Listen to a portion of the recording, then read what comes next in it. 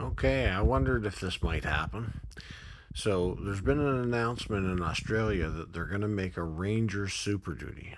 Now, Australia's been importing F 150s for a little while and converting them to right hand drive. I think now they're realizing they want a heavier duty pickup that might suit their area more.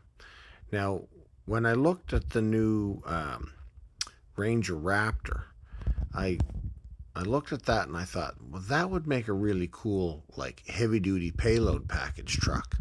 So, because basically you have a vehicle that's exactly the same width as an F 150. And I thought, why are they doing F 150 wheels and stuff on the Range or on the Bronco Raptor, but they're not doing them on the Ranger Raptor?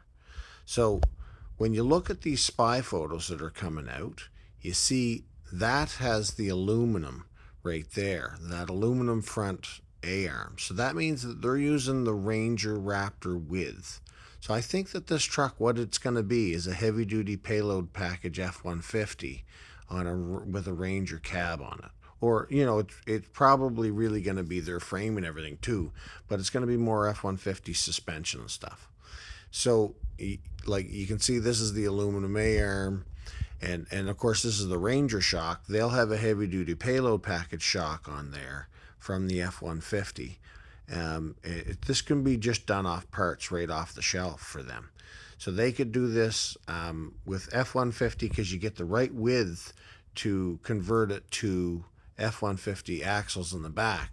Now, this isn't the heavy-duty payload package. This is just off the Australian Ford website, but you can see that those trays that they put on the back are wider than the bodies of the regular vehicle. And so I think what they're doing, when you see the shots from the back, you'll see that that's really the F-150 axle. Now, the way I clipped this, it's hard to tell, but you can see it when you watch the video. That is the bell housing for the 9.75-inch F-150 axle. So they've probably added the full floating instead of just three-quarter floating axle ends in there to get the payload up a little bit more than you'd get in a heavy-duty payload package. Now, this to me looks to be like you're going to have a Ranger that's going to have the F-150 heavy-duty payload package stuff there. The weights for towing are a little lower than the heavy-duty payload package, but the gross vehicle weight rating is just a little higher. So those numbers kind of line up with the F-150 heavy-duty payload package. This just makes it cheaper and easier because you're going to take a Ranger Raptor, you're going to put the heavy duty payload package axles under it, and then you're going to take you're going to take all that stuff and make it kind of like this truck.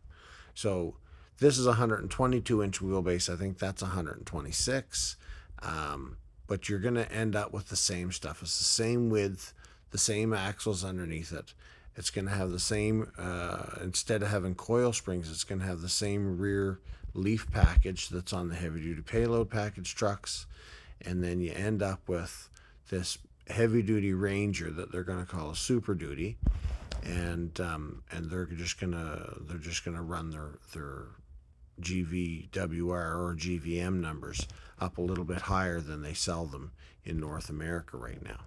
So I think that what we're going to get now is Australia's going to get this heavy duty or super duty Ranger, and I think in North America we're going to get an F200 because I know that it's been a while. I've already done a video on it.